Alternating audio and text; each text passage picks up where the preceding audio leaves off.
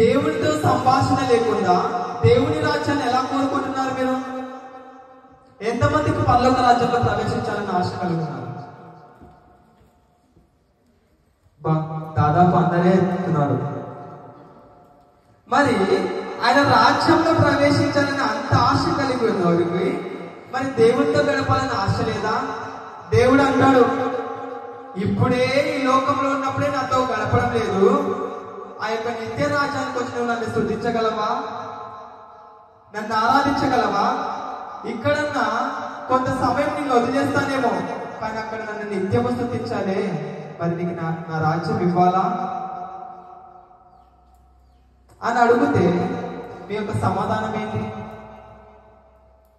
లేదు మన దగ్గర సమాధానం కదా. మరి అంత్య దినాల్లో, భయంకరమైన దినాల్లో మనం జీవిస్తూ ఉన్నాం.